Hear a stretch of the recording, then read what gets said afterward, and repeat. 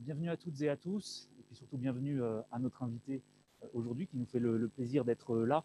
Je m'appelle Étienne Perra, je suis le premier vice-président de l'université et à ce titre, je représente le président Régis Bordet qui s'excuse de ne pouvoir être présent mais qui travaille sur les projets d'université européenne à l'instant même pour savoir où est-ce que l'université de Lille va se positionner dans ce qui est un des projets importants portés par la Commission et plus largement par l'Union européenne. On pourra peut-être en dire un mot aussi, puisque ça fait partie des politiques qui sont déployées pour l'enseignement supérieur, pour la jeunesse, depuis désormais quelques années. La conférence qui nous réunit aujourd'hui est liée finalement à quelque chose que pas mal des habitants de la métropole européenne de Lille ont remarqué dans les derniers jours, l'accroissement assez significatif des bouchons, notamment dans la partie centrale de la métropole, donc qui déjà est quand même assez gâtée d'habitude, mais qui là a réussi à augmenter assez significativement ce taux. Alors on me dit qu'il faut que je parle plus proche encore. Là, ça va? Ça convient? Ok. Je parle encore plus proche de ce micro. On est vraiment très heureux de vous accueillir aujourd'hui à l'Université de Lille pour cette conférence où je vois dans la salle des étudiantes, des étudiants qui viennent d'un certain nombre de cursus, à la fois de la faculté des sciences juridiques, politiques et sociales, où vous vous trouvez aujourd'hui et qui est représenté aujourd'hui alors en présentiel par monsieur Aymeric Poteau. Il me semble qu'à distance doit se trouver monsieur le doyen Jean-Gabriel Contamin quelque part. Et par ailleurs sont aussi présents dans la salle des enseignants, étudiants venant d'autres facultés, venant aussi de Sciences Po Lille, qui a participé également à certains éléments du dialogue citoyen qui a pu être lancé depuis quelques mois, notamment avec la conférence sur l'avenir de l'Europe qui avait été hébergée à Lille pour les Hauts-de-France en septembre dernier. Alors le débat qui nous rassemble aujourd'hui et que Aymeric va introduire dans quelques instants plus en détail est évidemment lié à l'ordre du jour de cette réunion informelle des ministres de la Justice et des Affaires intérieures qui s'est tenue les 2 derniers jours. Alors à l'ordre du jour de cette réunion informelle se trouvaient pas mal de sujets qui touchent directement à la vie de l'Union européenne, de la France. Si vous avez un petit peu regardé les informations des derniers jours, vous avez pu entendre parler de Schengen, des questions de migration, d'asile, des questions aussi de protection civile qui ont pu être évoquées, qui ont en tout cas été à l'ordre du jour, et aussi des questions, par exemple, d'évolution en matière de filiation, plutôt sur le côté justice.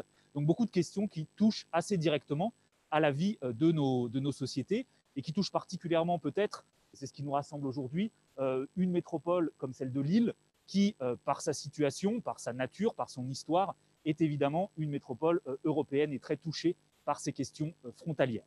Donc je vous remercie à nouveau toutes et toutes d'être présents aujourd'hui. Je vous remercie bien entendu, madame, d'être présente et de nous faire le plaisir de participer à cet échange. Et je cède tout de suite la parole à Aymeric Poteau pour une introduction un peu plus spécifique au débat qui va avoir lieu tout de suite. Merci, monsieur le vice-président. Je tiens à mon tour à vivement vous remercier, madame Drevet-Humez, d'avoir pris l'initiative de ce dialogue citoyen avec les étudiants de l'Université de Lille au sens large, dans le contexte de la présidence française de l'Union européenne, du Conseil de l'Union européenne pour être précis. Ces remerciements, je vous les adresse en particulier au nom du doyen Contamin, qui ne peut pas être présent, et donc je représente au nom de la communauté facultaire. Inutile de dire à quel point nous sommes heureux de vous accueillir au sein d'un établissement qui, finalement, tout au long du cursus de formation, accorde aux études européennes la large place qu'elles méritent, en droit comme en sciences politiques, dans cette faculté des sciences juridiques, politiques et sociales, avec d'ailleurs le soutien de l'Union européenne, au travers notamment de la chaire Jean Monnet de Madame la professeure Elsa Bernard, dont je salue la présence parmi nous. Même s'il aborde des questions délicates, voire des questions qui fâchent, le dialogue devrait être facilité dès lors que vous êtes vous-même, Madame Drezé-Humez, pardonnez-moi, juriste de formation, titulaire notamment d'un DESS, c'est-à-dire d'un master désormais de droit communautaire obtenu à l'Université de Lyon 3.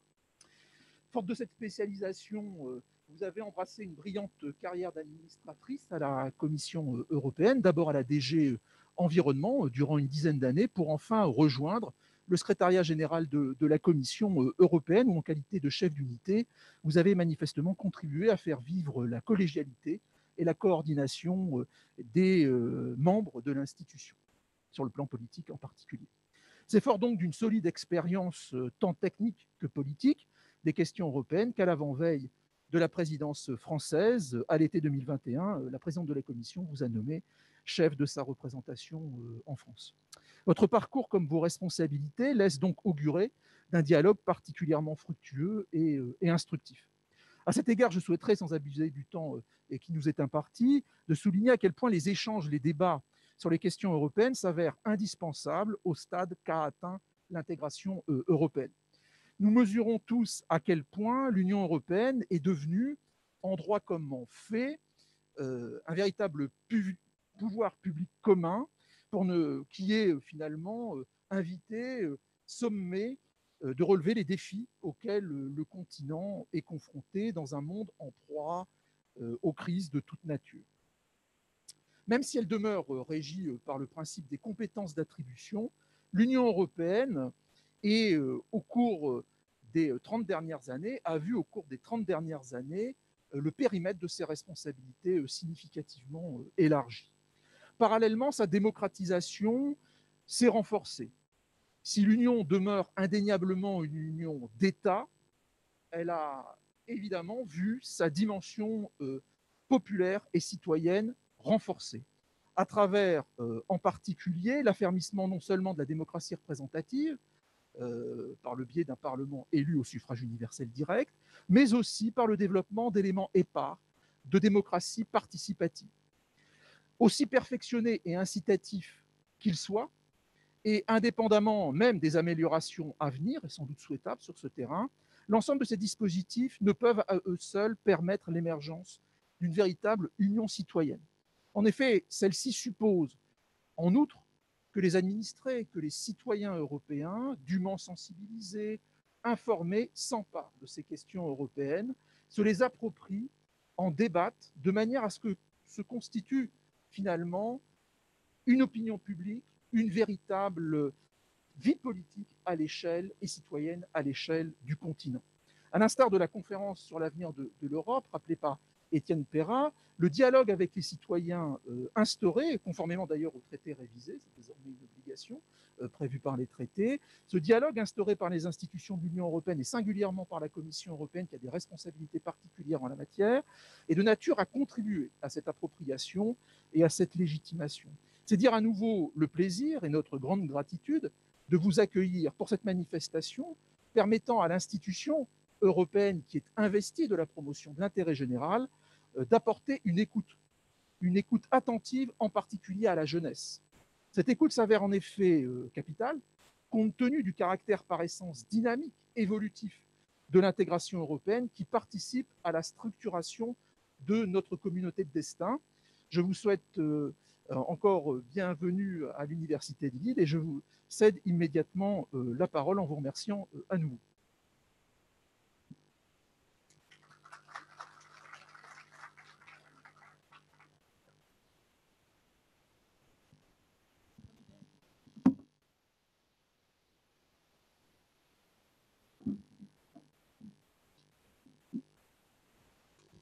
Bien, bonjour à tous. Vous m'entendez bien? Oui. Je vais faire une incartade puisque je me sens à 2 mètres de chacun. J'espère que les juristes que vous êtes ne seront pas troublés. Donc, je suis ravie d'être parmi vous aujourd'hui. Merci de vos mots d'accueil. Effectivement, je suis venue pour cette réunion ministérielle informelle. Et pour moi, ce qui était avant tout important dans ces déplacements, c'est toujours de rester en contact avec, je dirais, ceux pour qui, a priori, nous travaillons tous les jours.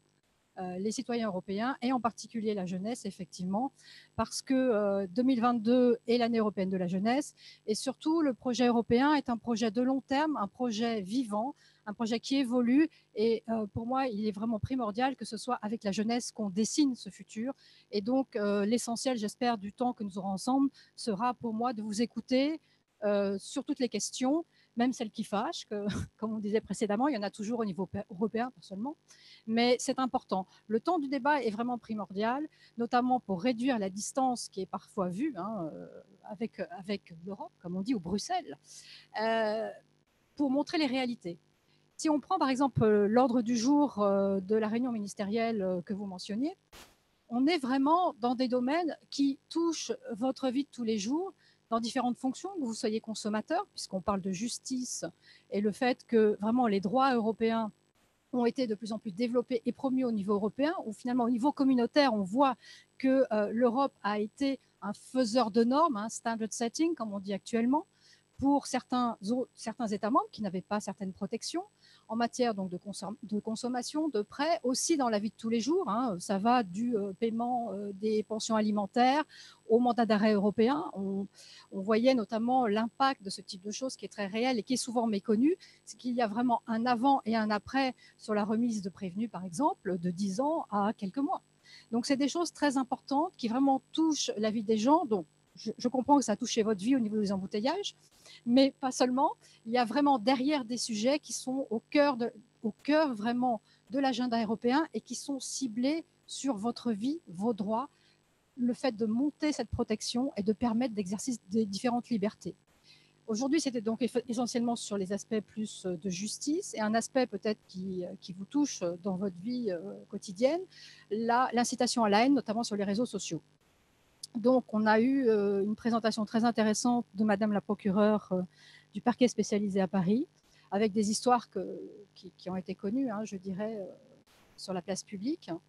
Et tout ce travail qui a été fait avec notamment les plateformes depuis 2016 au niveau européen, avec ce code de conduite qui produit des résultats. Il y avait des représentants de Meta et de Google ce matin, Twitter ayant argué de circonstances d'impossibilité pour venir qui étaient, considérées comme un peu très diffuses, on va dire ça comme ça.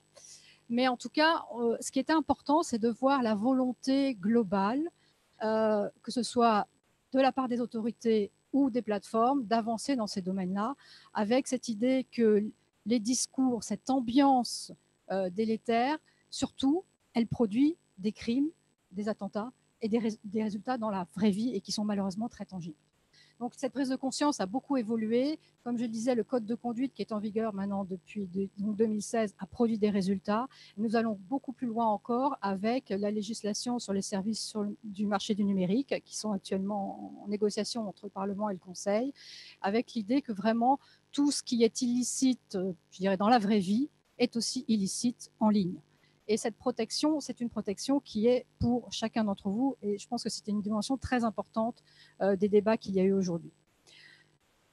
Hier, on était beaucoup plus sur des notions d'affaires intérieures avec toute la réforme Schengen. Et là aussi, on est dans une notion vraiment de protection, puisque l'idée, c'était de dire, bien sûr, la liberté de circulation. Schengen est quand même certains ministres disaient les joyaux de la couronne hier, mais au niveau européen, c'est quand même un symbole.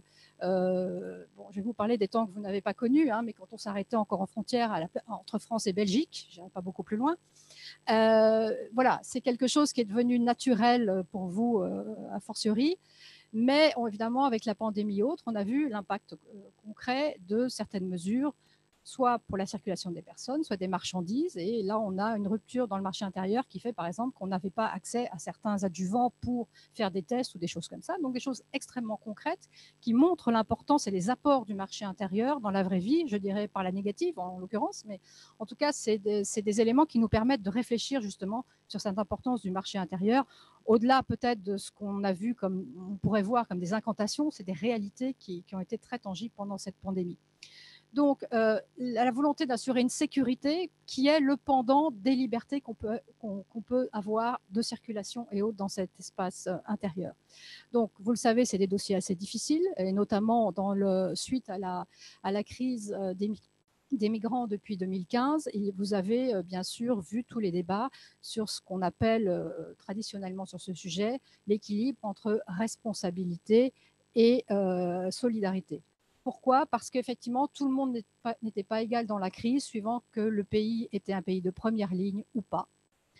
Et encore, la situation n'est pas si simple, puisque l'Autriche nous disait « je ne suis pas un pays de première ligne, mais j'ai beaucoup de mouvements secondaires qui arrivent en Autriche, avec le fait que la proportion de migrants qui arrivent par rapport au nombre de personnes sur le territoire est très disproportionnée, enfin très importante par rapport à d'autres États ».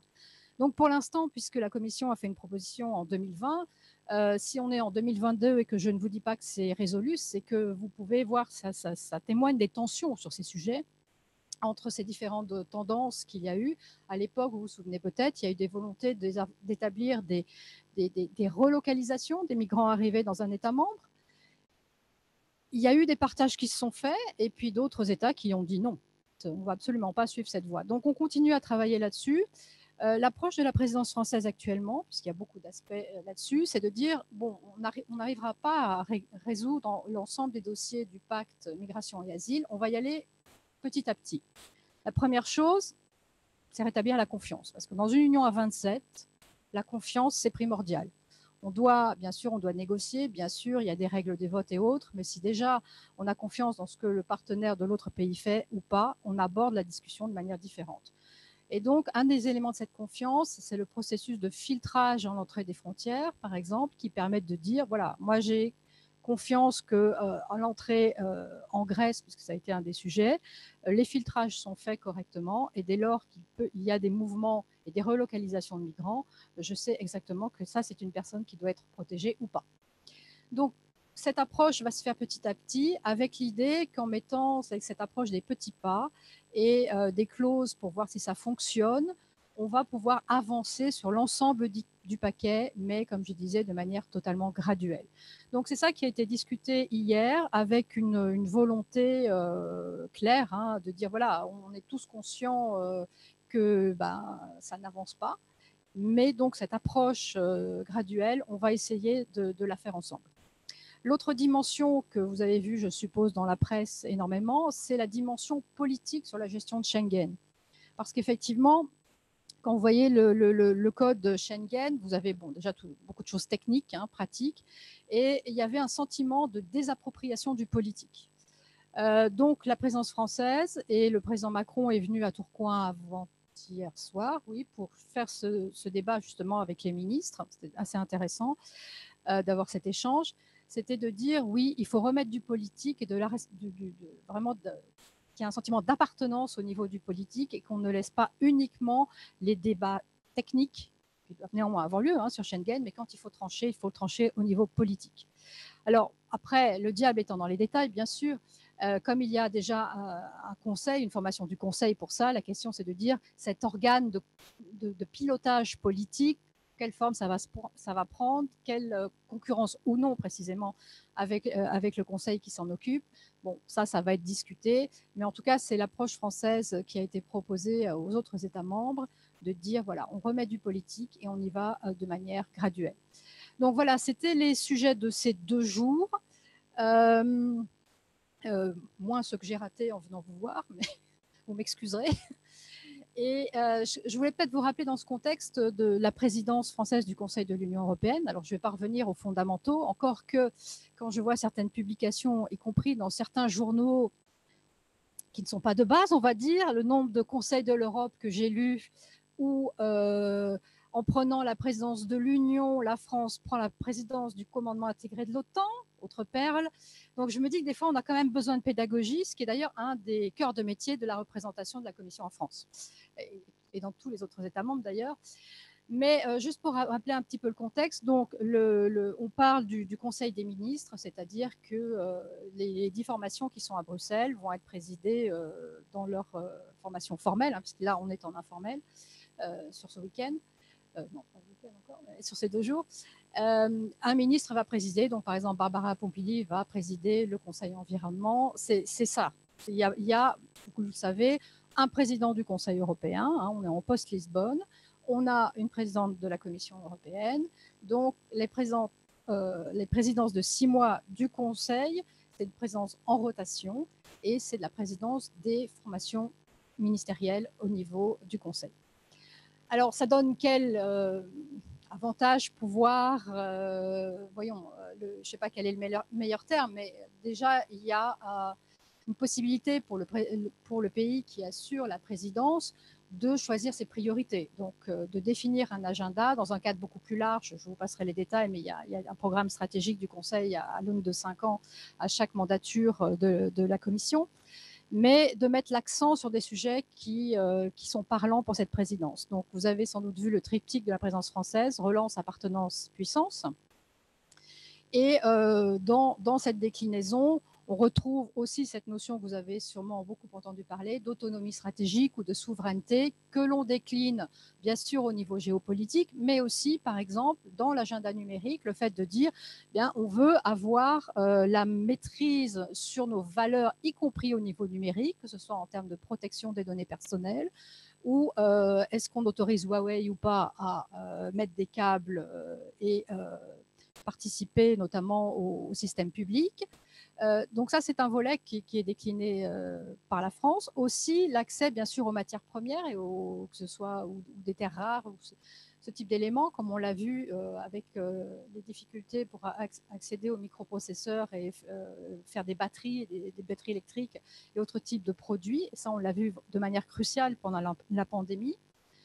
Donc tout ce qui permet finalement à l'Europe de dire, voilà, j'ai des valeurs, j'ai un destin que je vais être capable de définir moi-même et que je puisse vivre selon mes valeurs. Et pour ça, ça a des impacts sociaux, économiques. Donc, c'est cette autonomie stratégique que, comme je le disais, on voit souvent sous l'angle défense ou géopolitique, mais qui a beaucoup, beaucoup plus de déclinaisons.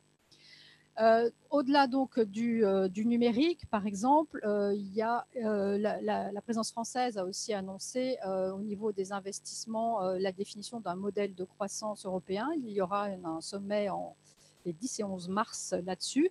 Là aussi, l'idée, c'est un peu sur la base de...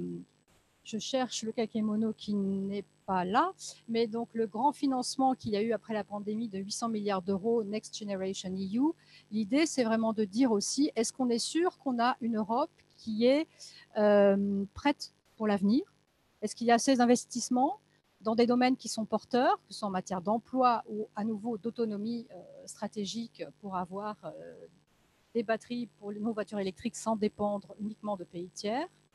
Et tout ce travail sera revu un petit peu en mars avec, oui, l'idée vraiment d'avoir de redéfinir qu'est-ce qu'on veut, nous, Européens, on veut vivre selon quelles valeurs, dans quel contexte, dans les 20-30 ans à venir. Et notamment voir s'il faut des investissements, s'il faut rapatrier des productions, ce type de débat qui, à nouveau, est couramment sur la place publique. Une autre dimension qui a été mise pas mal en exergue par la présidence française, c'est cette notion de valeur. Et on parlait aussi de citoyenneté, d'appartenance, qui est un des piliers qui a été notamment vraiment mis en exergue par le président Macron lors de son discours au Parlement européen le 19 janvier, qui est de dire, bien sûr, on voit souvent l'Europe par l'économie. Il faut rappeler aussi la partie sociale de l'Europe, que ce soit au niveau des salaires minimums, de l'égalité de salaire entre hommes et femmes. Donc il y a beaucoup de travail qui a été fait et qui souvent est assez méconnu parce qu'on parlait de compétences d'attribution. Le social, on grappille, on passe par les interstices, comme on a fait pour la santé en l'occurrence, pour commander des vaccins ensemble. Mais on dit souvent que l'Europe est faite avec des crises, mais je dois dire que là, effectivement, on a un petit peu la preuve par neuf en l'occurrence. Donc, tout ce travail de redéfinition et une ambition de la France est de la lier vraiment, de revenir aux bases. On est ensemble, pourquoi? Certains disent la paix, ça paraît lointain, ancien temps. Moi, je dois vous dire, j'ai parlé avec des plus jeunes que vous encore, et la paix revient quand même, y compris dans des sondages. Donc ça paraît quelque chose de lointain qui remonte à la fondation, mais surtout peut-être en regardant l'actualité, malheureusement, se dire c'est encore une valeur de base. Après, bien sûr, il y a d'autres valeurs. Le fait de pouvoir débattre, d'être dans une démocratie, d'avoir des différends. À 27, on a beaucoup de chance d'en avoir.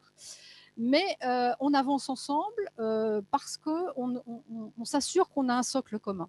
Et c'est aussi le débat pour relier avec la ministérielle de ces jours-ci, qu'il y a sur la définition, par exemple, de l'incitation à la haine en ligne. Est-ce que nous sommes capables, à 27, d'avoir une définition commune? Qu'est-ce qu'on peut autoriser? Qu'est-ce qu'on ne peut pas autoriser?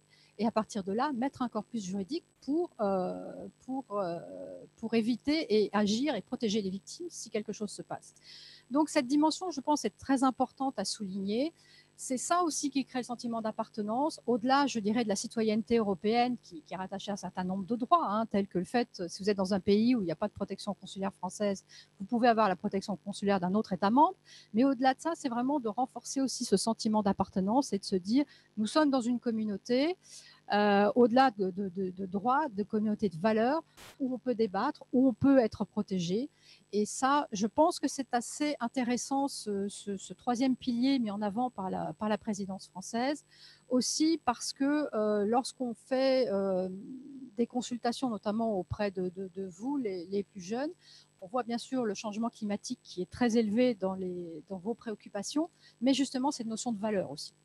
Et je trouve que c'est très intéressant de pouvoir parler de ça et de savoir qu'est-ce que vous voyez quand vous pensez Europe, quand vous pensez futur, avenir, quels sont les éléments de base, les incontournables pour vous.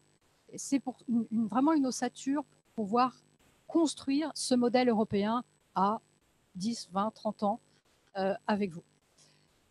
Voilà, je vous ai promis de vous écouter, alors je vais essayer de m'arrêter. Peut-être un dernier petit mot, puisque je parlais un petit peu de la représentation. Je ne sais pas si vous savez quelle est cette bête étrange, mais juste pour vous rappeler que donc, dans l'ensemble des 27 États membres, la Commission a des antennes décentralisées, si je puis dire, conçues initialement surtout pour apporter de l'information. Alors, typiquement, des brochures sur Erasmus, hein, pour tomber dans le classique. Mais de plus en plus, l'idée est aussi de pouvoir faire remonter vers Bruxelles, comme on dit, les sentiments, les réactions au niveau national, être vraiment proche de la réalité et les faire comprendre. Parce que quand on légifère à 27, connaître l'histoire, illustrer les réactions de certains par rapport à des éléments qui sont difficiles à connaître. Je ne sais pas si vous êtes très versé en histoire slovène, moi je ne l'étais pas tellement. Donc voilà, c'est important d'avoir ces sensibilités. Et donc les représentations permettent aussi de dire, voilà, sur tel sujet qui va être proposé ou qui est en négociation, il y a un certain nombre de lignes rouges pour certains États membres, soit sur des sujets, soit sur la façon de les aborder, soit sur les termes utilisés. J'ai beaucoup parlé d'autonomie stratégique parce que c'est la terminologie des Français. Avec d'autres nationalités, ça ne passe pas, tout simplement. Il faut le savoir. C'est peut-être quand vous expliquez, ils ne seront pas contre, mais la terminologie a aussi son importance. Donc, les représentations sont là vraiment pour faire ce trait d'union, ce lien, faire descendre de l'information, faire remonter ces sensibilités pour qu'au bout du compte, on ait toujours des politiques européennes qui soient le plus collées à la réalité et surtout répondent aux attentes de chacun d'entre vous dans leur vie quotidienne. Voilà, je m'arrête cette fois pour de vrai et je suis là pour vous écouter. J'aurais une question en fait au regard du droit social et notamment de la pertinence que pourrait avoir une uniformisation du pass vaccinal au sein de l'Union, notamment pour les travailleurs transfrontaliers. Et j'aurais aimé savoir si justement ça faisait partie de ces limites dont vous parliez, où certains pays seraient peut-être réticents à cette idée.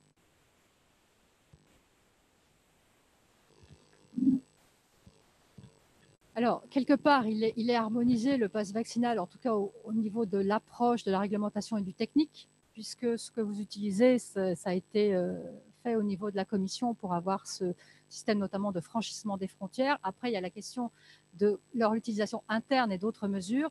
Et c'est là où, effectivement, on entend souvent « Ah, mais évidemment, il faut coordonner, harmoniser et autres », mais vous vous retrouvez dans l'enceinte du Conseil et on n'arrive peut-être pas à la même conclusion.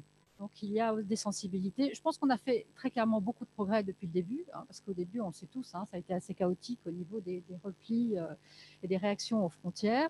Mais le fait d'avoir au moins cette base très rapidement disponible a permis quand même pas mal d'harmoniser. Pour donner un exemple très, très simple, donc quand il y a ces réunions ministérielles informelles, vous avez des ministres qui arrivent de tous les pays. Alors la première question, c'était comment ça se passe ? Surtout dans cette période où tout changeait aussi en France. Donc, au niveau, effectivement, ils vont venir sur la base de certificats européens qui sont disponibles pour tous pour franchir les frontières. Et après, ils appliquent les mesures nationales suivant qui vont dans un restaurant ou pas, etc. Comme les boîtes de nuit ne sont pas encore ouvertes, on ne s'est pas posé la question là-dessus encore. Mais bon, voilà. Donc, effectivement, comme je disais, ce qui peut paraître évident en termes de coordination à 27 autour de la table du Conseil, ça ne l'est pas toujours. Mais on a fait énormément de progrès dans ces 2 années, malheureusement, pour avoir une base et montrer qu'on pouvait, en 3 proposer un système disponible pour l'ensemble des États membres. Donc, je noterai juste les progrès, c'est mon infatigable optimisme qui est nécessaire en matière européenne de toute façon, mais voilà, je pense qu'il y a déjà beaucoup d'acquis. Et je parlais des vaccins, je digresse un petit peu parce qu'on parlait des questions de santé. Là, vraiment, on a montré quelque chose qui est important aussi sur le pass vaccinal, hein, c'est qu'il y avait la possibilité ensemble de faire quelque chose rapidement et montrer l'efficacité supérieure. Si je prends les vaccins, si on n'avait pas acheté des vaccins ensemble, fait ces contrats, est-ce qu'il y aurait eu assez de vaccins pour tout le monde et à quel prix? Alors, certains États membres sont un peu plus égaux que d'autres, comme on dit, au niveau des négociations, mais on peut imaginer que d'autres pays membres auraient eu un problème d'accès aux vaccins. Donc là, on a été capable de montrer, dans un domaine de compétences qui n'était pas donné, dans un temps rapide, qui n'est pas souvent ce qui est associé à la dimension européenne, que c'était possible et qu'il y avait une plus-value pour tout le monde. Donc j'espère que de cette force, de cette preuve qu'à 27, on peut et on est plus fort, ça va un peu essaimer dans d'autres sujets. C'est pas que je veuille d'autres pandémies.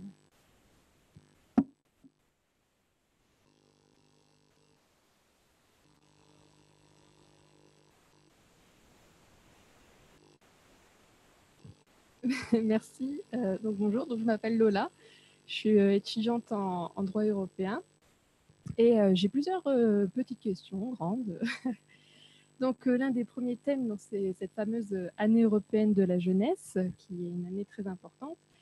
Et j'avais une question, c'était, alors je vais exprimer un sentiment plutôt personnel. Je ne sais pas si ce sentiment personnel, je le partage est partagé avec d'autres personnes. Mais voilà, je suis d'accord avec un enseignant de l'Université catholique de Lille, donc Monsieur Thierry Chopin, qui avait rédigé un rapport dans lequel il démontrait qu'il y avait un manque de connaissances sur le fonctionnement de l'Union européenne, qui constituait un élément majeur sur le fait qu'il y avait une réelle défiance, et de ce fait que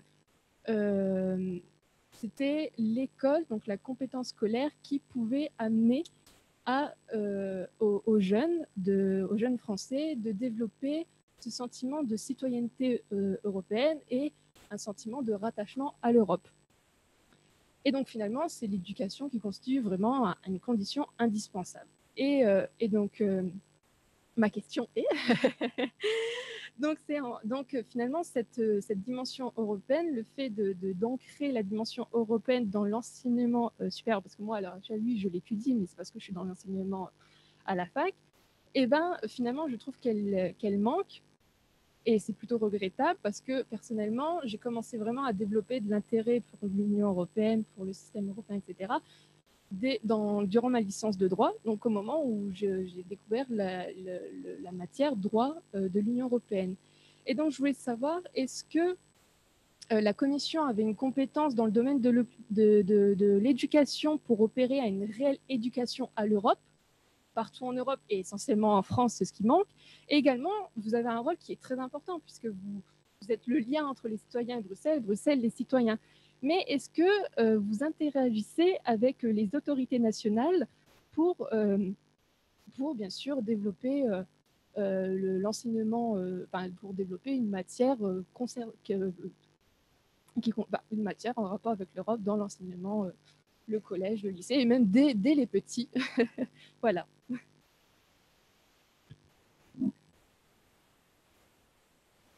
Alors, contrairement à vous, moi, en licence, je ne pensais pas encore au droit européen. Je ne peux pas m'empêcher de le noter. Vous voyez, comme quoi tout peut arriver. Non, alors, effectivement, c'est un point très important et ce rapport est très intéressant parce qu'effectivement, on voit la sectorisation en trois pôles de la société, hein, ceux qui sont convaincus, ceux qui ne sont pas convaincus, et cette masse aussi un tiers qui peut aller d'un côté ou de l'autre, suivant qu'il y a un projet ou pas. Et effectivement, le défi, c'est déjà, sont-ils équipés, ont-ils les informations pour se décider? À la limite, peu importe le côté qu'ils vont choisir, mais déjà, ont-ils les outils? Et effectivement, la principale base, c'est de dire que cet accès à l'information, on n'est pas convaincu, on n'est pas garanti. Moi, à titre personnel, en voyant les programmes de mes enfants, j'ai toujours trouvé qu'il n'y avait pas assez d'Europe. Parce qu'on a, pas au sens, je veux dire, on va dire, campagne personnelle et prosélytisme, mais juste de dire, vous êtes citoyen dans un environnement administratif et politique et juridique que vous ne connaissez pas, si vous ne savez pas ça, tout simplement. Alors, les arguments de complexité et autres, on peut les acheter jusqu'à un certain niveau. Maintenant, si on commence à expliquer, je reviens avec mon exemple slovène, j'ai rien contre les Slovènes, hein, je précise, mais peut-être comment leur structure administrative est faite ou qu'on explique la structure française, je ne suis pas sûre qu'ils suivent beaucoup mieux, entre nous soit dit, hein, mais bon. Donc, je suis d'accord avec vous que c'est fondamental de commencer dans l'éducation, parce que je pense qu'en France, il y a de l'éducation civique. Ça fait partie de ça, ou ça fait partie et ou du programme d'histoire géo. Enfin bon, je connais plus suffisamment les programmes français, mais c'est très important d'avoir ces éléments le plus tôt possible, aussi en termes d'égalité, parce que non seulement suivant les études que vous allez faire, vous ne serez pas placé dans la même situation, mais suivant droit européen ou pas du tout, mais CAP, BEP ou autre formation. Donc, il y a un problème parce qu'on crée des différences de citoyenneté, si je puis dire, qui sont très difficiles à récupérer. Donc, c'est très important pour moi à l'école. Maintenant, est-ce que la Commission européenne peut écrire les programmes scolaires français? Non. J'en ai rêvé, mais non. Et j'en parlais à la commissaire Maria Gabriel, qui est en charge de ça. Elle a, je pense, le même rêve aussi, même plus qu'au-delà de la France, hein, en fait, de manière plus générale, mais ce n'est pas une compétence que nous avons. Alors, j'ose pas dire le mot contourner, mais on trouve d'autres moyens un petit peu, hein, par toutes les promotions de mobilité, donc Erasmus, qui est le pavillon emblématique et qui a été, surtout ce qui est important de rappeler, qui a été totalement étendu, hein, aux jeunes professionnels, aux personnes même en demande d'emploi qui vont faire des formations ailleurs, et qui va s'accroître aussi par le programme ALMA, qui est pour les jeunes qui sont cet affreux acronyme NEET, qui sont sans emploi ni formation, etc., mais pour montrer vraiment que personne n'est sur le bord du chemin. C'est un moyen d'avoir à la fois une ouverture sociale et une connaissance, mais de développer la connaissance européenne. Nous, par les représentations, on travaille beaucoup avec le milieu scolaire. Vous parliez des petits, oui, on commence avec les plus petits, un certain âge quand même, mais on a environ 50 centres d'information sur tout le territoire français qui font des interventions scolaires très régulièrement avec du matériel adapté. Hein, bon, pour 6 ans, je sais pas, un petit jeu, des petites comptines ou des choses comme ça, et progressivement jusqu'à des niveaux plus importants pour justement pouvoir faire passer par des produits, du matériel, des interventions, cette connaissance européenne, d'abord auprès des enseignants. Je me méfie parce qu'il y a des enseignants dans la salle, mais déjà aussi pour être sûr qu'il y a un terreau, qu'il y a un relais qui puisse se faire. Et puis toucher différentes classes d'âge. Donc, par ce biais et par l'ensemble de ces programmes vis-à-vis de la jeunesse, le Corps européen de solidarité, par beaucoup de programmes européens de cette nature, ce que j'appelais un peu le contournement d'une absence de compétences pour dire, voilà, l'Europe, ne l'oubliez pas, c'est votre vie de personne, votre vie de justiciable, votre vie de citoyen. Des choses sont faites, on est là pour les connaître et que vous ayez une connaissance minimale de ce qui est fait ou qui n'est pas fait. Après, vous pouvez décider d'être favorable, défavorable, pas. Ça n'est pas la question, mais en tout cas, on vous donne les clés. Ça, c'est important. On continue aussi à le faire, effectivement, par tous les dialogues que vous mentionniez dans le cadre de la conférence sur l'avenir de l'Union. C'est aussi un moyen d'aller dans différentes structures, différentes entités pour parler, et le fait qu'après les gens relaient dans leur propre cercle social ce type de débat. Il y a eu, je crois que c'était sur la chaîne LCP, ils ont suivi 2 ou 3 Français qui ont participé à ces débats. C'était très intéressant parce qu'ils disaient, moi j'arrive, en l'occurrence c'était des Marseillais, mais qui ne connaissaient pas, et de montrer l'évolution, et après ils en parlent à d'autres gens autour d'eux, etc., etc. Alors, on va me dire, c'est un peu long comme processus, ça serait mieux comme ça. Mais n'ayant pas les compétences, comme je le disais, il y a d'autres moyens de faire, de montrer l'Europe et sous un angle peut-être plus concret qu'un cours. Mais un cours, néanmoins, comme je disais, un minimum est important en termes aussi d'égalité pour chacun d'entre eux. Donc, voilà, comment un petit peu on navigue avec ces difficultés et avec l'idée de ramener l'Europe aux différents niveaux aussi territoriaux, parce qu'on parle dans ce rapport, je crois que c'était aussi mentionné, les différences entre guillemets, connaissance et citoyens des villes et citoyens des champs, hein, qui reste une dimension importante. Mais par exemple, sous cet aspect, nous, on travaille beaucoup pour montrer les projets qui sont financés par les fonds régionaux, par le programme Leader Plus, qui est un programme d'innovation au niveau agricole, ce type de choses, pour montrer que aussi, c'est important de dire, l'Europe, ce n'est pas un dossier pour les élites. C'est un dossier pour chacun d'entre nous, où que nous soyons, quoi que nous fassions, mais sous différents angles. Et c'est notre rôle, notamment en termes de représentation, de mettre en avant ces différents angles. C'est comme ça qu'on parle de manière la plus proche avec la réalité de tout un chacun. Donc on continue le combat, et si un jour on a la compétence, alors ce sera le nirvana.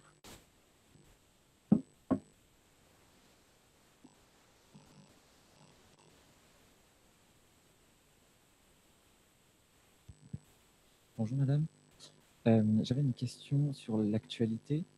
Est-ce que la crise actuelle russo-ukrainienne ne vient pas chambouler le programme du Conseil de la présidence du Conseil de l'Union européenne par la France? Parce qu'on sait par exemple que Emmanuel Macron va se déplacer lundi et mardi, donc notamment en Ukraine et en Russie. Est-ce que donc ça ne va pas modifier le programme très précis qui a été présenté par Emmanuel Macron les mois derniers? Merci.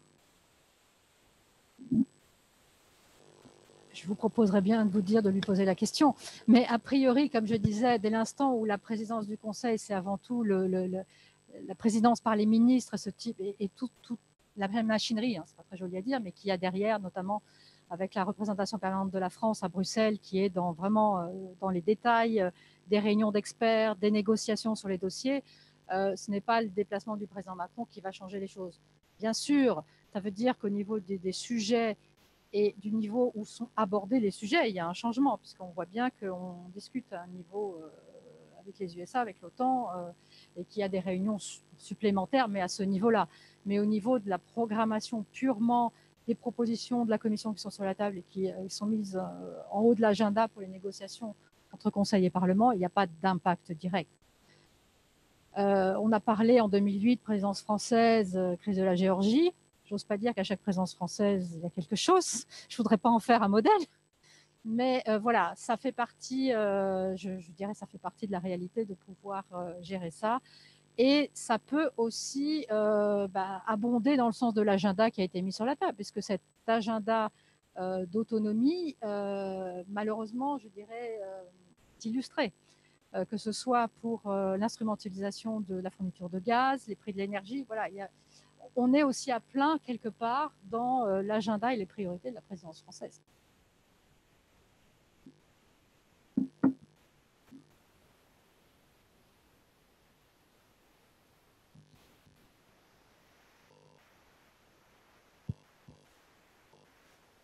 Donc bonjour, je voulais poser une question par rapport à l'outre-mer, puisque c'est des territoires qui sont particuliers en France, mais aussi en Europe. Donc j'avais deux questions. Dans quelle mesure la Commission est représentée justement dans les territoires ultramarins? Et lorsque un texte concerne les territoires ultramarins, dans quelle mesure ces territoires sont-ils représentés?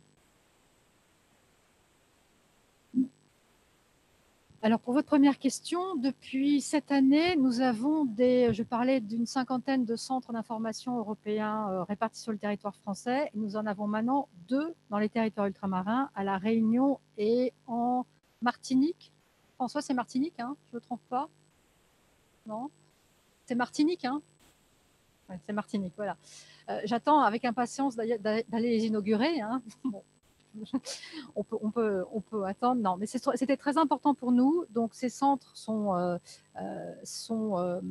donc il y a une réponse à un appel à manifestation d'intérêt. On étudie les dossiers. On est très content qu'il y ait des dossiers qui tiennent la route dans les territoires ultramarins, effectivement, pour montrer cet attachement qu'on trouve dans le traité, hein, tout simplement. Alors, ne demandez pas l'article, parce que là, il y avait un 5, hein, voilà, merci.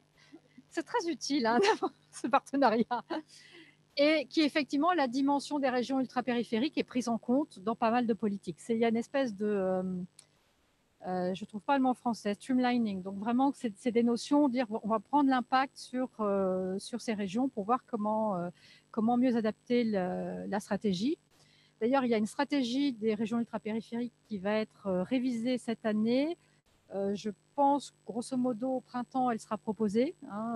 Et régulièrement, le président, la présidente de la commission reçoit les représentants des régions ultrapériphériques, vraiment pour montrer non seulement qu'il y a une compétence et un devoir d'agir d'après l'article 355, mais qu'en plus il y a un intérêt effectivement parce que aussi, pour être tout à fait honnête, il y a un intérêt géostratégique, il y a un intérêt d'accès à certaines matières premières rares. Pour ne pas parler de biodiversité ou d'accès aux zones de pêche. Donc on est aussi dans d'autres objectifs européens qu'on retrouve de manière peut-être beaucoup plus prégnante dans certains territoires ultramarins et qui doivent être prises en compte. Donc là, c'est aussi une façon de montrer que la stratégie européenne ne se limite pas à l'Europe continentale et proche de nous, mais de dire par rapport à d'autres objectifs, je disais, comme la protection de la biodiversité, on a des atouts qui se trouvent un peu plus loin. Donc voilà l'intégration et la nouvelle stratégie qui va être mise en œuvre va continuer dans la droite ligne du soutien, de la prise en compte des spécificités, soit en termes de transport, d'accès, etc., mais aussi de mise en valeur des atouts propres à ces territoires.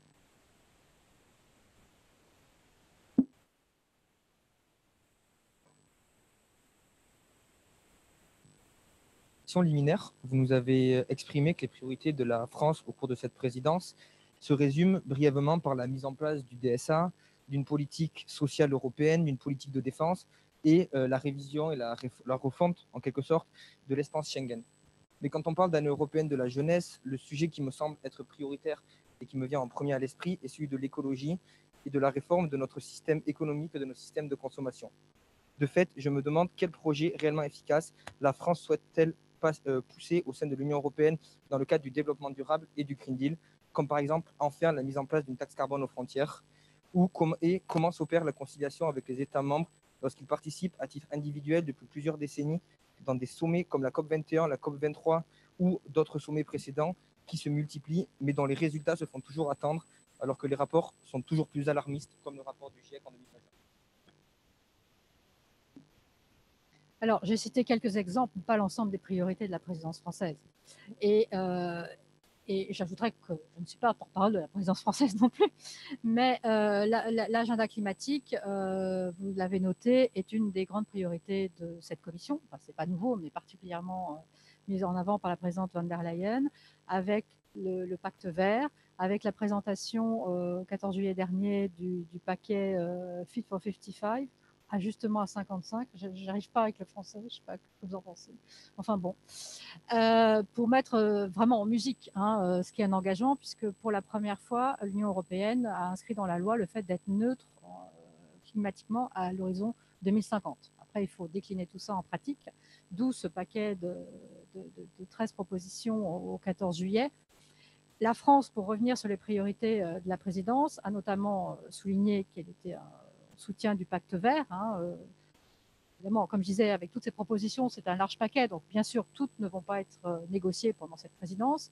Mais la présidence a souligné que le mécanisme d'ajustement carbone aux frontières, que vous appelez la taxe carbone, mais qu'on n'appelle pas taxe carbone, est un élément important. Pourquoi ? Parce que c'est vraiment, notamment par rapport à beaucoup de débats qu'on a pu avoir sur la politique commerciale européenne, le fait de dire on essaie de rétablir un niveau concurrentiel efficace. Donc, si vous voulez entrer sur le marché intérieur, il y a un ticket d'entrée, on pourrait le dire comme ça, pour niveler les différences qu'il y avait par rapport à la prise en compte de l'impact climatique en amont, que ce soit en Chine, pour ne pas citer un exemple fameux, ou autre.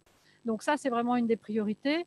Quant au succès ou non des COP, oui, je pense que si on regarde les rapports du GIEC, on voit tous qu'on n'y est pas, qu'il y a encore beaucoup de travail à faire. Mais je veux dire, le fait déjà d'être arrivé à la dernière COP à se mettre d'accord sur les règles de mesure, la transparence sur les règles de mesure, c'est déjà un point important parce que ça permet d'avoir effectivement ce suivi externe sur les progrès ou les non-progrès des uns et des autres. on peut tous rêver d'aller beaucoup plus loin, beaucoup plus vite. Maintenant, à 27, c'est compliqué. Au niveau de la COP, c'est encore plus que 27. Avec des points de départ économiques et de développement différents aussi. Hein. Donc ça, je pense qu'il faut le prendre en compte. Il y a eu beaucoup de discussions au niveau européen entre certains États membres. Ce n'est pas un secret, on en a beaucoup parlé au niveau du budget pour les mécanismes d'ajustement par rapport à ça. Il y a des fonds qui ont été débloqués, que ce soit pour l'impact social du changement climatique, mais aussi pour les mécanismes d'ajustement des industries et autres, parce qu'on n'est pas tous au niveau des États membres partis du même point de départ. Et ceux qui, à un moment, ont investi dans le charbon et autres, il faut leur permettre de rallier la route, hein, si je puis dire, et tout en les aidant au niveau du développement économique. Donc, je pense que c'est déjà très important, cet engagement, comme je disais, dans la loi, ce qui est inégalé en 2050. Aussi, cette dimension, je parlais tout à l'heure de la capacité de l'ordre de définir des normes. Je ne crois qu'en changement climatique, on arrive là-dessus. Je parlais de la Chine parce que c'est un exemple énorme. Le vice-président Timmermans, qui est en charge du changement climatique et du pacte vert, disait qu'il a eu des discussions avec les Chinois, et les Chinois étaient en train de dire, et les Américains aussi, oui, s'il y a ce mécanisme d'ajustement aux frontières, je vais y réfléchir parce que je préfère le faire à mon rythme et dans des conditions favorables que d'avoir à payer ma taxe d'entrée. Donc globalement, parce que le changement climatique, ce n'est pas juste une politique européenne ou autre, c'est juste avoir une planète sous nos pieds, tout simplement, ensemble. Et donc si par cette vertu du mécanisme, on a un engagement climatique qui in fine, fait que la situation environnementale s'améliore, eh bien, tant mieux. On n'a pas besoin d'avoir que des philanthropes, pour peu qu'ils prennent la route, je dirais.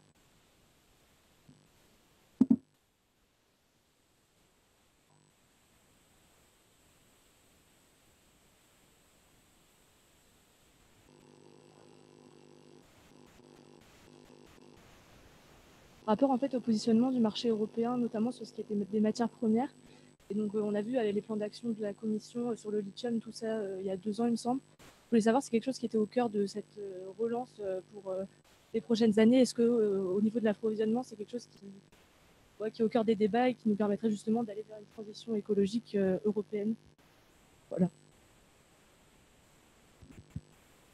Alors, il y a plusieurs dimensions, l'approvisionnement et puis la dimension écologique. Au niveau de l'approvisionnement, on a effectivement fait une étude pour voir l'ensemble des matières indispensables auxquelles on n'avait pas accès éventuellement. Environ 130 produits ont été étudiés et on est arrivé à une liste d'une vingtaine où vraiment il y avait un problème crucial d'accès à ces ressources. Et donc, il y a tout un travail qui est fait actuellement, qu'on retrouve aussi dans le fait de construire des usines de microprocesseurs plus performants que ceux qui sont faits à Taïwan en termes de taille. Hein, tout simplement, non, c'est pas. Mais je crois qu'il y en a une dans la région qui va ouvrir prochainement, hein, à Liévin. Non, il me semble que j'ai vu une usine de microprocesseurs qui a été annoncée la semaine dernière. Condor ou quelque chose comme ça.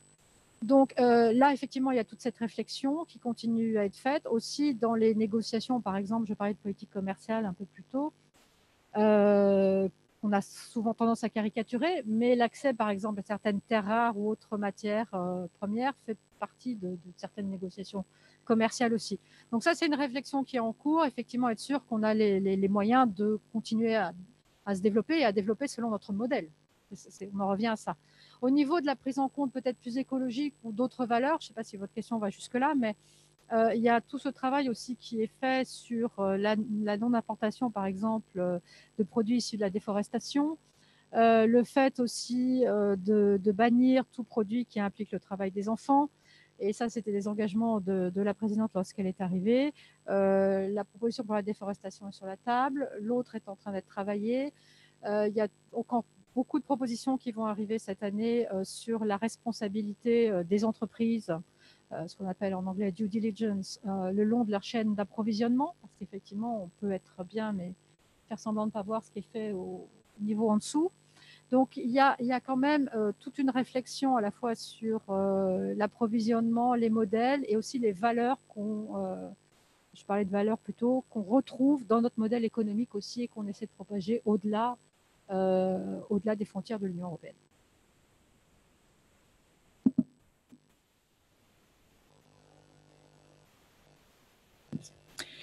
Alors, je m'appelle Jikel, je suis étudiant en droit européen et droit international.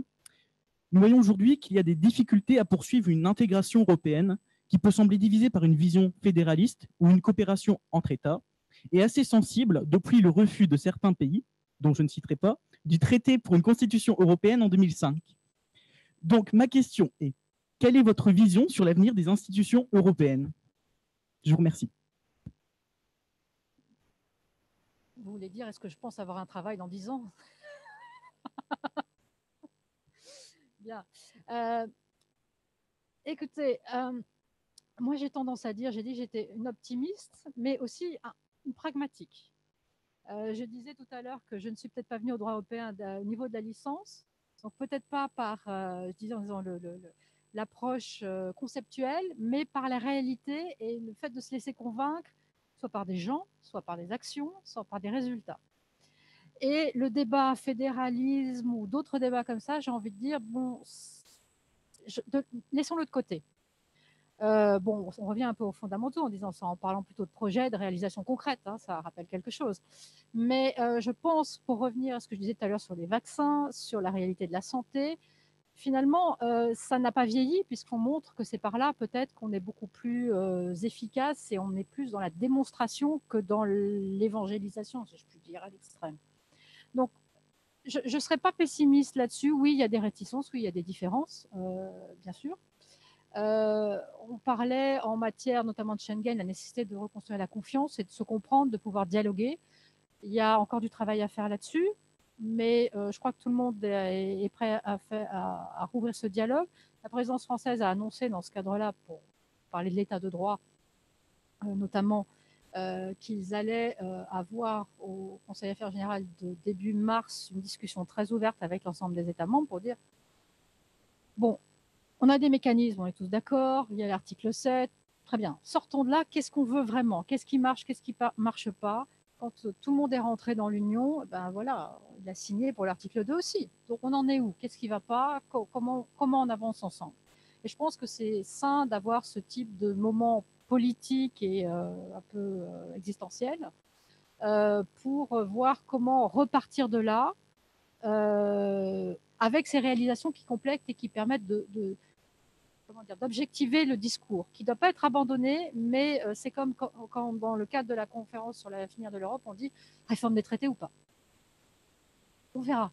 Je crois que c'est important de rien s'interdire, de dire voilà, est-ce qu'on peut faire remonter des thèmes qui sont cruciaux pour l'ensemble des Européens, parce qu'ils les ont fait remonter, et qui, on s'aperçoit, bah oui, il y a un vrai problème juridique ou autre pour les réaliser. Et à partir de là, de voir ce qu'on peut faire ou ce qui doit être fait. Si ça impliquait des révisions des traités, pourquoi pas. Mais je crois qu'il vaut mieux prendre les choses dans ce sens-là, sinon, voilà, ça alimente les débats conceptuels, c'est intéressant aussi, hein, je dis, il ne faut pas les écarter. Mais je pense qu'à 27, c'est beaucoup plus...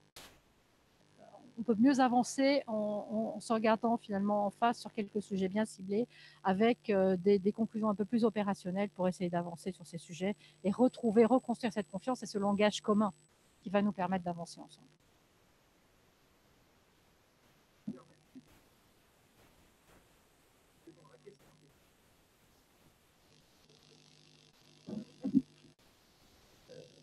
L'avenir des institutions et la question aussi du rapport à la citoyenneté, et ce sera en rapport également avec une proposition formulée par la France à plusieurs reprises par le président de la République, qui souhaite que les traités confèrent un pouvoir formel d'initiative au Parlement européen, ce qui est donc évidemment dans je dirais, la méthode communautaire, une évolution qui serait cataclysmique d'une certaine manière, puisque si le Parlement a le pouvoir d'initiative formelle, se pose la question, évidemment, qui vient immédiatement à l'esprit après, pourquoi le Parlement et pas le Conseil?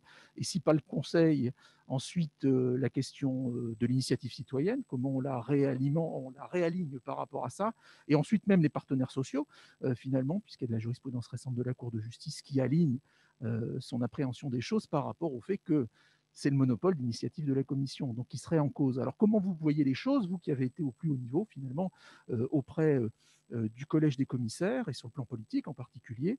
Est-ce que, après près de 70 ans de construction communautaire, on doit abandonner le monopole d'initiative entre les mains de la Commission? C'est une question qui est démocratique et qui aussi interroge la nature profonde de l'Union européenne, puisque c'est une singularité qu'on ne retrouverait pas dans un système, je dirais, politique plus classique. J'ai oublié de préciser que dans les représentations, on ne fait pas de politique. Mais oui, on va dire ça comme ça. Mais déjà, peut-être rappeler, je pense qu'effectivement, un certain nombre d'éléments. D'abord, la Commission, effectivement, a le monopole de l'initiative, aussi parce qu'elle représente l'intérêt général européen. Parce qu'on parlait du Parlement, mais du Conseil. Le Conseil, effectivement, comme je disais, un co-législateur avec le Parlement, il a d'autres intérêts. Vous le voyez tous dans beaucoup de pays. Je nomme aucun pays. Retour du Conseil européen.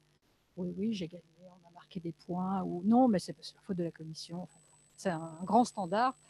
Bon. Donc, il y a ça, mais en même temps, ce qui existe déjà, c'est l'initiative citoyenne européenne. Donc, il y a quand même une avancée qui est possible, le droit de pétition aussi au niveau du Parlement. Le fait que le Parlement peut faire aussi des rapports d'initiative et demander à la Commission de répondre ou de prendre une initiative ou d'expliquer pourquoi elle ne veut pas répondre à cette demande d'initiative. Donc, il y a quand même beaucoup d'ingrédients qui permettent, si je puis dire, de tempérer cette exclusivité dans la réalité. Et on voit avec l'approche de la conférence sur l'avenir de l'Europe aussi cette volonté d'injecter de la démocratie participative et de la canaliser, parce que je crois honnêtement que ça montre qu'on est non seulement favorable, mais à contrario, notamment dans la bouche de certains États membres, ce qui est important aussi pour eux, c'est oui, mais la canalisation est très importante et le contrôle par nous, entité gouvernementale, est très important aussi. Donc, il y a peut-être aussi une ambivalence qu'on retrouve dans certaines déclarations qu'il faut quand même garder à l'esprit. Donc, au niveau de l'architecture, moi, je vois quand même qu'il y a cette notion d'équilibre et de moyens qui existent déjà, qui ne sont peut-être pas pleinement utilisés. Et en tout état de cause, je pense que le retour du processus de la conférence va tous nous interpeller. D'abord parce qu'on va être attendu sur quel va être le résultat. Je crois que ça serait le pire des résultats de dire merci beaucoup, ça fait 2 ans que vous discutez et au revoir. Donc on a vraiment un devoir, une clause de rendez-vous pour dire, 1, on vous a entendu, 2, d'avoir une liste comme de priorités, parce que ce n'est pas 400 idées, il y a eu plus de des milliers d'idées. Donc je crois qu'un peu de structuration, ça va être important et ça sera l'objectif de ce temps que la présidence française a annoncé pour début mai, pour un peu cristalliser les résultats et ensuite demander à la fois en parler au niveau du Parlement, bien sûr, et demander à la Commission, identifier lors du Conseil européen de juin, des pistes sur lesquelles la Commission devrait travailler. Donc là, finalement, pour revenir au monopole et à l'exclusivité de la Commission, on voit déjà qu'il y a, entre guillemets, des contournements. Vous connaissez tous les conclusions du Conseil. Nous demandons à la Commission de faire ceci, cela. Bon. Donc oui, c'est pour ça que je dis, avant d'aller beaucoup plus loin, regardons ce qui est déjà sur la table, utilisons-le et voyons la pratique. Et on a déjà pas mal de matière à avoir une architecture un peu différente.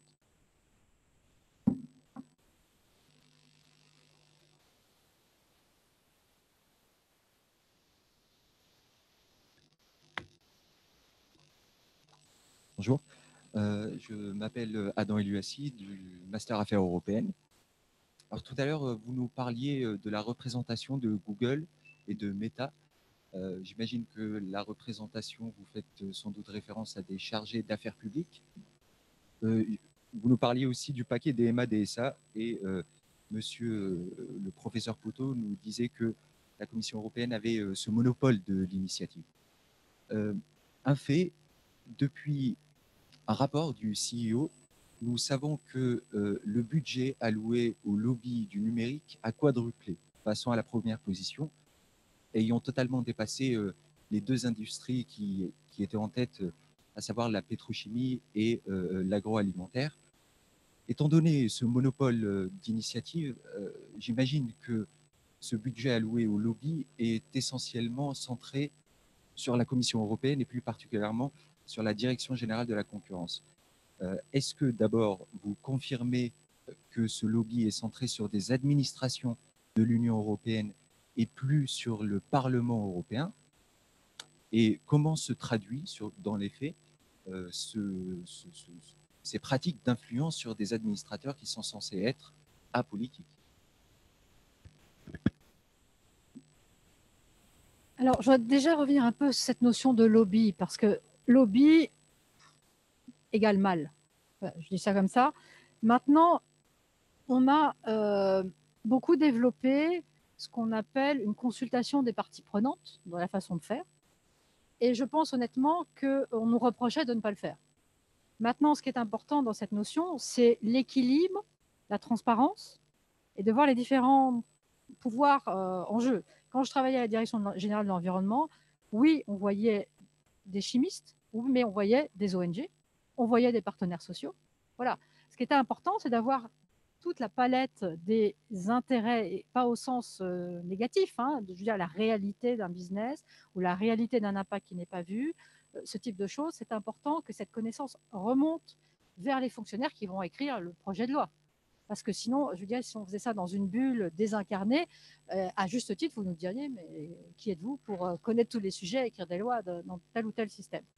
Donc ça, c'est quelque chose qui s'est beaucoup développé avec la publication des résultats, donc c'est la transparence dont je parlais, des analyses d'impact économique, social, environnemental, pour avoir un espèce de terreau d'objectivation à la fois de faits et de positions, mais qui sont connues comme des positions de parties prenantes à ce moment-là. Donc, on a beaucoup travaillé là-dessus, sur le fait de la transparence. Donc, par exemple, tous les commissaires, dès qu'ils reçoivent quelqu'un, vous pouvez consulter sur Internet, c'est disponible, le sujet, qui ils ont vu, ce type de choses. Et ce registre de transparence est maintenant étendu aux autres institutions, au Conseil et au Parlement, ce qui n'était pas le cas avant, puisque ça a commencé au niveau de la Commission. Donc, je pense que cette composante économique, sociale, dans la fabrication des textes, sinon, comme je disais, on ferait de la politique hors sol. Et je ne pense pas qu'on a intérêt à ce que la politique soit faite hors sol là-dessus. Après, effectivement, il faut contrôler. Au niveau de qui est le plus approché ou pas, franchement, je n'ai aucune donnée pour vous dire plus ici ou cela. Si on prend juste le rôle de chacun, je pense qu'à un moment, par définition, quand le projet est en gestation, c'est normal d'approcher ceux qui ont le stylo là-dessus, mais quand on est en négociation ou même en amont, c'est plus là que ça se passe. Donc, je ne suis pas sûre qu'on puisse dire tout s'est porté sur la Commission et c'est plus sur le Parlement, parce que le processus législatif étant ce qu'il est, ça me paraîtrait pas fondé. Hein, mais je n'ai pas un chiffre, je n'ai pas un tableau à 3 colonnes disant le pourcentage, le nombre de lobbyistes ou en consultant le registre de transparence, est-ce que tel ou tel va plus à tel endroit ou pas. Ça, je ne pourrais pas vous répondre là-dessus. Mais je pense, comme je disais, par la logique du système et du processus, c'est normal que les différents niveaux d'approche suivant à quel stade du processus législatif on est. Ce qui est important, c'est que ce soit transparent et que ce soit clair et que ça puisse être expliqué.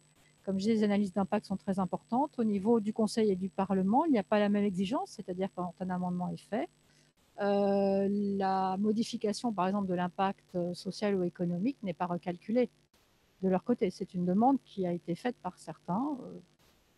Je laisse faire votre propre conclusion là-dessus, mais je pense que c'est important de connaître les paramètres, en tout cas, qui ont été utilisés, que ce soit en termes de données ou de personnes approchées et de positions exprimées.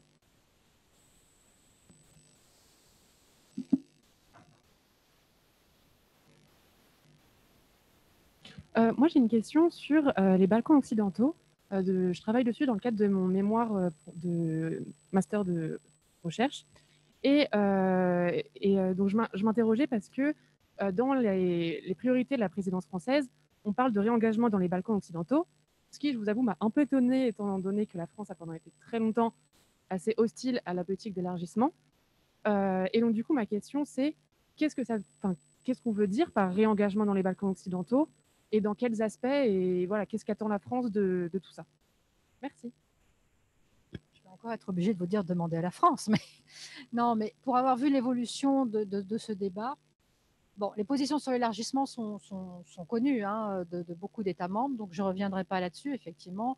Pas une volonté manifeste d'aller très vite là-dessus. Et en même temps, il y a ce constat qu'en laissant certains pays hors, c'est peut-être pas le meilleur terme, de la sphère d'influence européenne, on va dire ça comme ça, on les met à la merci d'autres qui, par leur financement, leurs investissements, ben, voilà, redessinent une carte géopolitique là-dessus. Et ça, c'est ce qui explique, sans doute, à nouveau, hein, je ne veux pas paraphraser la présidence française, cette notion de réengagement, de se dire, même si au niveau d'élargissement, des positions ont été claires sur plutôt pas d'élargissement, on va dire ça comme ça, mais ne pas non plus laisser ces pays sans soutien européen, avancée européenne. On a beaucoup parlé de l'histoire du prêt du Monténégro en disant pourquoi l'Union européenne n'était pas là et autres. Voilà.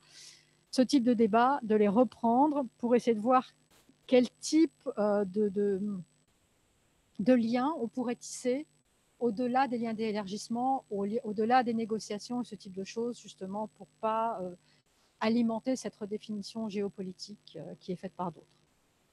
Il y aura, je crois, une conférence au mois de juin là-dessus, qui a été annoncée, donc pour montrer qu'il y en avait une sous la présidence slovène. Donc c'est quand même un thème qui revient à chaque présidence, une importance qui est reconnue.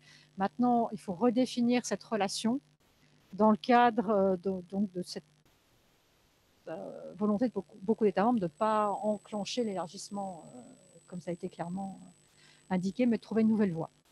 Et une des nouvelles voies, c'est un peu aussi dans la dimension de la stratégie, je trouve le mot en français, Global Gateway, Joker, donc de réinstaurer des partenariats avec des pays par des financements, des appuis à des migrations par exemple voulues, d'autres relations, définir d'autres types de relations pour les attacher finalement à l'Europe et aux valeurs européennes, sans parler d'intégration, bien sûr.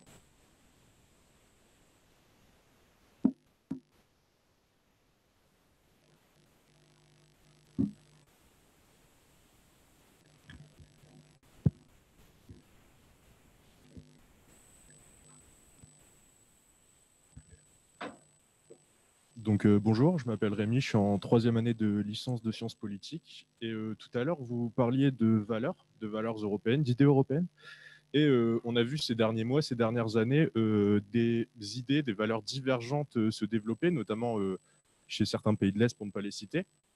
On sait que les valeurs sont instituées par Maastricht et qui sont rappelées dans Lisbonne.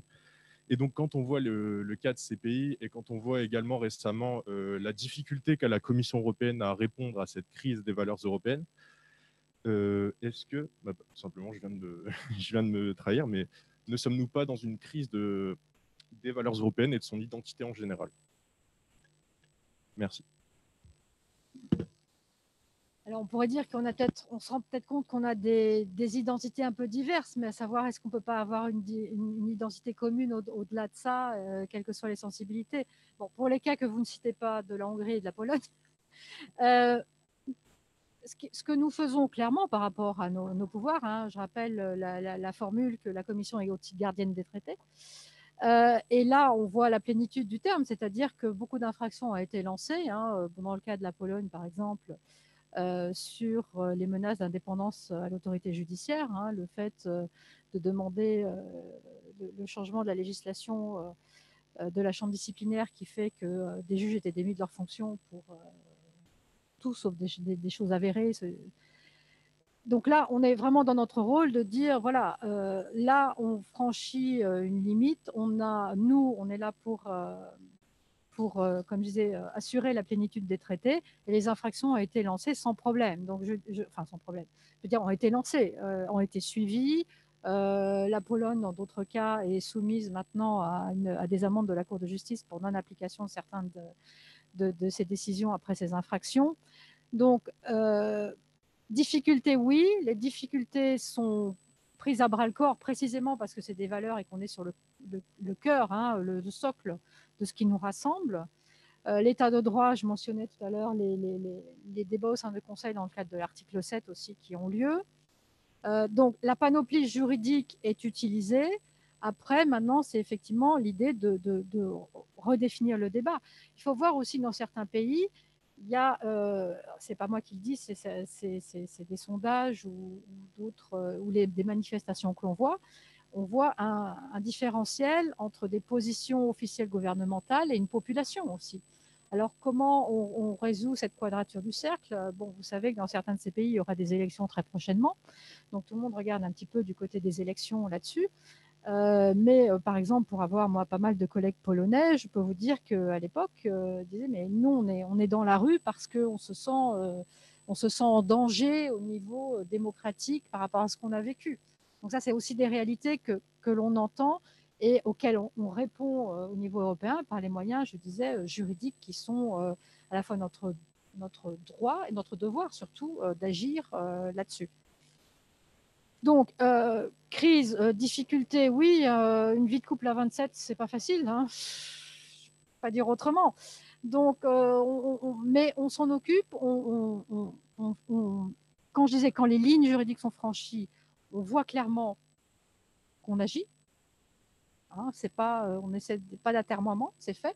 Et en parallèle, le maintien du dialogue, parce qu'on est dans les démocraties, dans un règlement de copropriété qu'on a tous choisi, auquel on a tous choisi d'adhérer, et on est là pour essayer de dialoguer. Il y a toujours ce dialogue. Je mentionnais que la France a dit formellement vouloir discuter de l'état de droit début mars, et c'est important de maintenir ce dialogue, de vouloir garder ces pays, je dirais, pleinement à bord. Je mentionnais tout à l'heure l'écoute et les réponses qui ont été faites aussi dans le cadre des lois climatiques pour les accompagner et pas les pénaliser.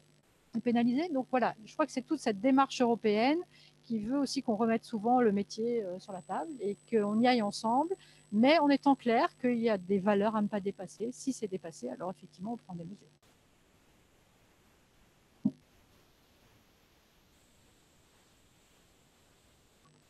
Pas sans lien avec la problématique du dialogue. Nous nous sommes écartés de la lettre des traités s'agissant de la composition de la Commission européenne et désormais nous avons un peu d'expérience et de recul et vous l'avez vécu en voyant vivre le collège des commissaires. Nous sommes confrontés à des difficultés presque de l'ordre existentiel, ça vient d'être dit avec certains États, et la Commission a un rôle particulier à jouer en tant que gardienne des traités. Dans ce contexte, est-ce que finalement le choix qui date qui a plusieurs décennies maintenant, mais qu'on n'a jamais réussi à mettre en œuvre, d'abandonner le principe un commissaire par État membre, est-ce que c'était un choix qui était tout à fait raisonnable? Est-ce que, même si les membres de la Commission, en aucun cas, ne représentent évidemment l'État dont ils ont la nationalité, mais est-ce que le collège n'a pas besoin d'avoir en son sein cette sensibilité à l'égard de chacun des États, y compris ceux qui rencontrent des troubles? Et donc, est-ce que finalement, cette disposition ne trouvera jamais à s'appliquer? Comment vous voyez les choses? Et j'ai bien compris qu'effectivement, il y a sur ces questions-là une marge d'expression peut-être limitée, mais l'expérience qui est la vôtre est intéressante de ce point de vue. C'est des questions qu'on aborde souvent en cours, ce report sans cesse d'une règle qui ne trouve pas à s'appliquer. Et finalement, un traité qui est violé, il faut dire les choses de fait, même s'il y a une clause qui permet de déroger, clairement, le principe n'est pas respecté et on n'a pas respecté pour des raisons politiques qu'on connaît bien, liées à la ratification du traité, mais tout de même, comment vous voyez les choses? Effectivement, je pense que cet argument de maintenir les sensibilités est celui qui est utilisé le plus souvent. Alors, à bon escient ou pas, je veux dire, tout argument peut être utile pour certains, mais c'est vrai que dès l'instant où ce rôle de faire remonter la sensibilité est bien utilisé, c'est important tout de même. Bon, maintenant, en question pratique, oui, effectivement, c'est un peu plus compliqué à 27, mais sur certains sujets, je crois que ça a permis d'abord de mettre en lumière ces différences qu'on n'aurait peut-être pas vues sinon, parce que c'est très compliqué de connaître à la fois, comme je disais, l'histoire, la politique, l'administration de chaque État membre, c'est très compliqué. Donc de faire remonter ça, c'est important que ce soit fait. Et je ne pense pas peut-être qu'une représentation ou une délégation de pouvoir à certains, ça serait un peu compliqué de rassembler les points de vue de tel ou tel, ça ferait des fragmentations aussi, donc ça serait un petit peu compliqué à gérer. Donc pour l'instant, dans l'absolu, en termes peut-être mécanique et pratique, on se dit ah oui, c'est à 27, c'est beaucoup, c'est compliqué, il faut des grandes salles. Surtout en période de Covid, on a dû changer de salle pour rester dans la machinerie, là pour le coup, vraiment dans la machinerie. Moi, quand j'ai commencé, effectivement, quand j'allais au conseil, 15 autour de la table, ça allait plus vite. Donc voilà, une fois qu'on a dit ça, le fait sur certains sujets vraiment d'avoir ce recul et cet ancrage par rapport aux différentes sensibilités a aussi montré ses mérites.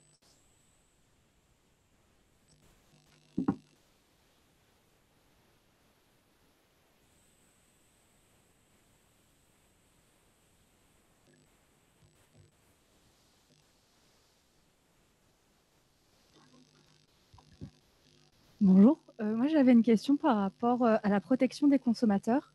Est-ce que l'Union européenne n'irait pas souvent trop loin dans cette protection? Je pense notamment à un règlement sur l'interdiction des encres de tatouage à partir de 2022, qui du coup limiterait certaines encres. Et est-ce que cette interdiction ne pousserait pas, cette surprotection du consommateur ne pousserait pas à aller vers un marché parallèle à cause de ça?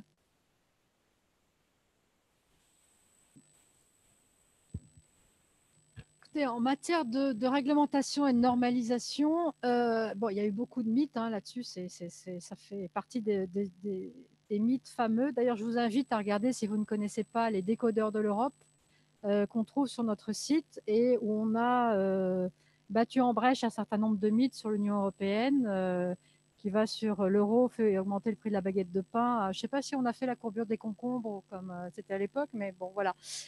Maintenant, ce qu'il faut savoir aussi, c'est que souvent dans ce type de dossier, les demandes remontent des États membres ou de certaines parties prenantes de la société, en soulignant un besoin de protection, soit parce qu'il y a des accidents sanitaires, soit parce qu'il y a des risques qui ont été exemplifiés par exemple par l'Agence de sécurité des produits chimiques, ce type de choses. Et donc, à contrario, s'il y avait un problème, on nous ferait le même reproche de n'avoir rien fait.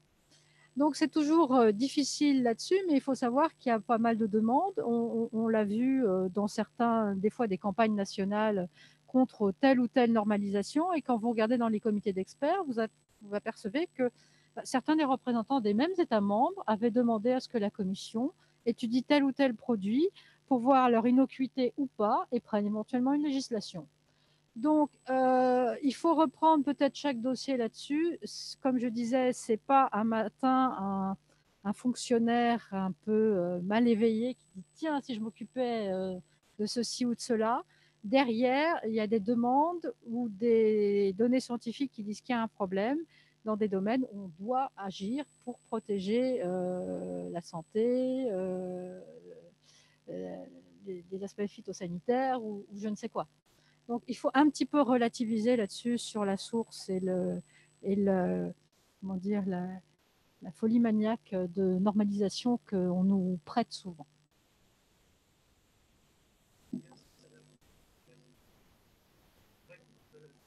Très, très varié, ce qui montre évidemment la richesse de l'Union européenne et la difficulté d'embrasser l'ensemble de ces domaines. Et vraiment, c'était extrêmement instructif pour nous tous. Encore merci d'avoir pris le temps, d'avoir débordé un petit peu même sur le planning qui était prévu initialement. Et merci aux étudiants pour toutes ces questions très, très diversifiées, très, très variées. Merci.